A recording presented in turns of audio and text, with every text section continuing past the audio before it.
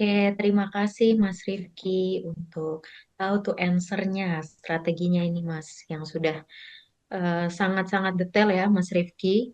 Kita selain juga harus mengetahui strateginya, ternyata kita sendiri pun juga harus tetap update ya, update peraturan perpajakan, di mana belakangan ini banyak sekali perubahan peraturan, dan tentunya kita harus tetap follow up bagaimana perkembangan yang ada agar kita juga bisa melanjutkan strategi perpajakan di masa mendatang. Oke, baik. Bapak Ibu hadirin sekalian, sekarang telah tiba saatnya kita masuk ke dalam sesi yang sangat dinanti-nanti, yaitu sesi tanya jawab. Oke, sesi tanya jawab ini akan dijawab secara bergantian ya oleh Ibu Dewi dan juga Mas Rifki. Akan saya langsung ke pertanyaan pertama. Ada dari Ibu Alia Puji Fahira, PT Bank Jabar Banten Syariah. Apabila mendapatkan SP2DK dari kantor pajak, SP2DK ditutup dengan penandatanganan berita acara dengan AR dengan nilai yang disepakati. Apakah berita acara tersebut bisa menjamin tidak akan dilakukan pemeriksaan? Oke, untuk pertanyaan pertama silahkan dijawab oleh Ibu Dewi. Oke, kedengeran ya suaranya ya? Dengar, Bu. Jelas ya? Oke, terima kasih Mbak Alia dari Bank Jabar Banten ya. Saya akan coba jawab. Apabila mendapatkan SP2DK dari kantor pajak, kemudian ditutup dengan penandatanganan, lalu apakah BA itu bisa menjamin tidak dilakukan pemeriksaan? Nah, kita kan masukin SPT pembetulan ya Bapak Ibu ya. Nah, ketika SPT pembetulan itu kita submit ke DJP, tidak pernah akan ada jaminan tidak dilakukan pemeriksaan atas pembetulan SPT yang kita submit.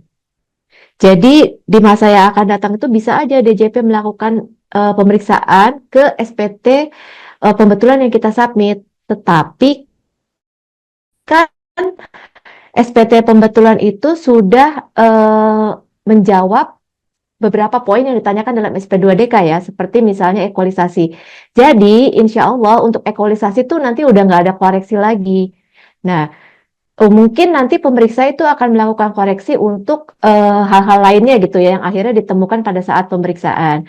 Nah, jadi kalau seperti ini, secara overall ya, sebenarnya wajib pajak itu dia sudah menghemat sanksi ya. Jadi kalau lewat SP2DK kan melakukan pembetulan SPT. Nah, berarti yang akan dikenakan sanksinya adalah atas keterlambatan setor ya, atas kurang bayarnya itu kan kalau masukin SPT pembetulan ada kurang bayar ya yang disetor ya.